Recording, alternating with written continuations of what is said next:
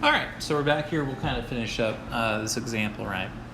So we came back. We had this chi-squared value that came back 83.92258. And so what does this mean? Does this mean anything yet? No, not quite yet, right? So the first thing that we need to do is that based off of this table, much like we would do with like a t-test, what we end up finding first, right, is that we use degrees of freedom. We decide on an alpha value or a p-value. In most cases, it's 0.05. It doesn't have to be, but in most cases that is, right? And what this will tell us then is that we need to figure out, what's going on. What does this value mean in the back, right? So we have, how do we find degrees of freedom, right? For the chi-square distribution, what we end up doing, right, is that degrees of freedom are equal to the number of rows that we have minus 1 times the number of columns that we have, and that's going to give us our degrees of freedom, right? So in this case, right, what we have then is that we have 2 minus 1 because there are 2 answers that we had, right? So you're for defunding police or against defunding police, and you voted for Trump or you voted for Biden, right? In this example. So we have 2 minus 1 times 2 minus 1, right? Which means our degrees of freedom for this is going to be equal to anyone. What's 1 times 1? It's 1. That's how many degrees of freedom that we have. So with this in place, right, if we go to the back of the book, you can hear me live flipping, right? Let's see, if we look at, this is on page A4 in the 4th edition, right? Look at degrees of freedom, right? We see all these right tail probabilities. If we want 0.250 or something like that, right? We can look at them, right, and it gives us a list of values, right? So in order to be significant at, say, 0.001, this tells us that we would need a chi-square value of 10.83. And so what this means, right, is that, wow, 83.92258, right, is bigger than 10.83. What does that mean? It means, based off of this test, right, that with p less than or equal to 0.001, right, we conclude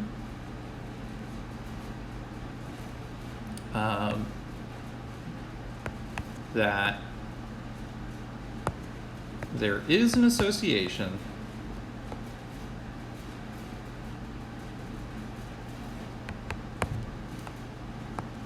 between defunding police and presidential vote, right? And that is it. I'm going to make sure this is drilled into your head. That is all this means, right? There is no marker for how strong of a relationship there is. This does not communicate which one, who is more likely to vote for who. I mean, we can kind of guess that. We'll explore that in a little bit, right? But all this means right now is that there is an association between these two categories, right? It doesn't tell us if the effect is non-zero. It doesn't tell us practically what it means or anything like that. It doesn't tell us bupkis about that. It simply says that there is an association between these two phenomena, right? So let's make that true. Let's make that true, or make sure that's understood. So what do we do in this case then, right? So in this next example then, what do we end up doing? What do we do with this information, right? How do we find the strength of it, right? So we'll go back then. So one way, option 1, we'll use this color. Option 1, right, is to look at differences in proportions, right? So, if we go back to this table again, let's see. Oh, man, that's a lot of scrolling, right? So it's 175 and 330. So 175 and 330. And if we go back here again, it's 210, 100. 210, 100. And if we fill this out like a little bit, right? This is what, 385, 430.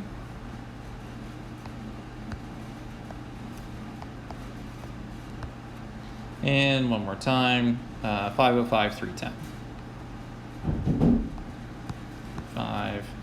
310. We also know that this is equal to 815 for the sample size. And how did I have this? I think this was Trump, Biden,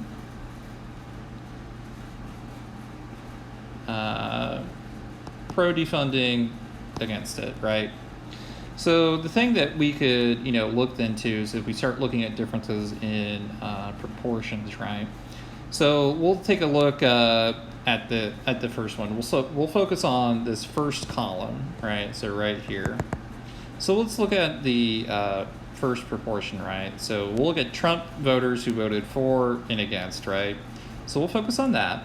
So let's say that we looked at 175 divided by 505. So the proportion of people who voted for Trump, right, is 175 divided by 505. And they were for defunding police, right? This is equal to 0.34, right? So then we have 330 divided by 505.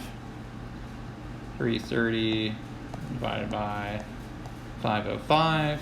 And we would see that this is 0.65 and some change, right? Like well, I guess technically this is 0.35, right?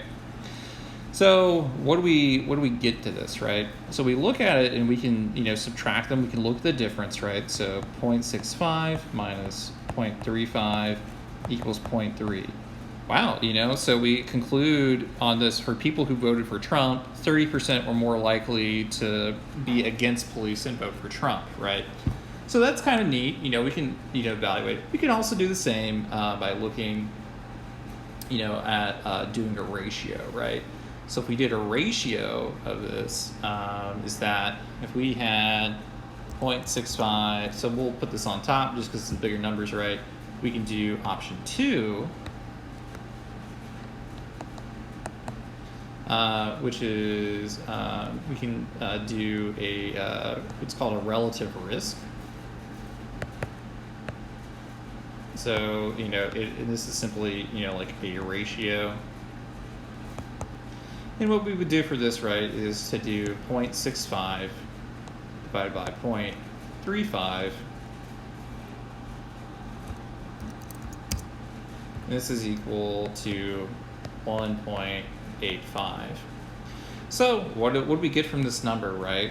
Well, the way that we would say this, right, is that the risk or the likelihood of voting for Trump and being against defunding police is about 85%, greater, right, than not, right?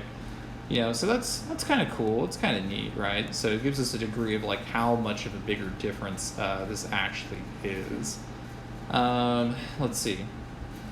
Another way we can do this, right, is to compare like an odds ratio. I guess we'll do a different color.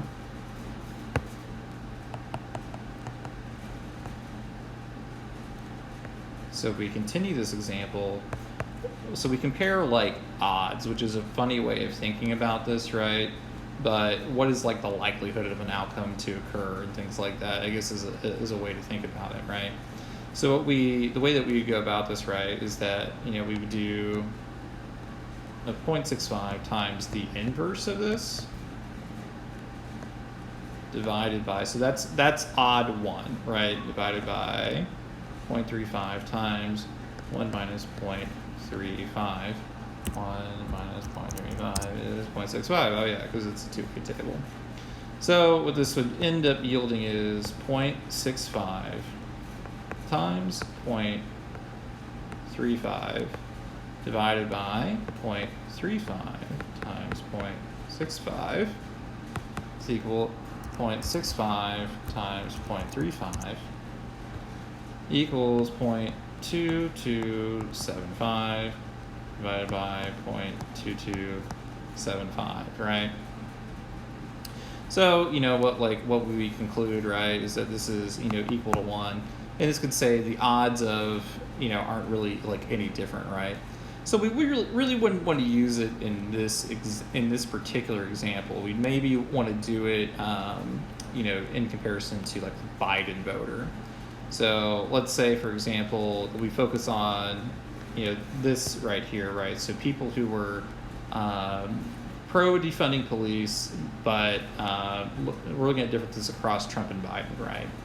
So, in this first one, right, we would see that there is, 175 out of 385. And we would see for the Biden column, right, it's 210 out of 385. So 175 divided by 385 is equal to 0.45. I'm getting for this a row column here. And then this would be 210 divided by 385, which is 0.55 roughly, right? For this example, it is, right? So we look at the difference in proportions. So this difference, 0.55 and 0.45, is equal to 0.1. So, it's a 10% more likely that you were if you were looking at defunding police, 10% more likely to vote for Biden than you were for Trump in this toy example. If we could also, if we did the relative risk again, 0.55 divided by 0.45. This would be, equals 1.22, repeating. In this example, right, we would basically see that, you're about 22%, the risk of voting for Biden was about 22% more than voting for Trump. Note that 1 equals independence, right? And for relative risk, right, you're bounded between 0 and really positive infinity. I think that's right. So that's what you're bounded by. But 1 is independence, right? So values closer to 1 should show weaker effects. Values farther away from 1 show stronger effects. If we ended up actually with a value of 0.85, this would mean that we are 15% less likely to do something, right? So let's say we flip that, 0.45 divided by 0.55. It was actually kind of close. So if we did 0.45 and 0.55, this would be 0.82, and we would conclude based off of this that the odds or the risk of voting for Trump when you are pro defunding police is about 20%. You're 28% less likely to do so, right? So that's what that means in the core.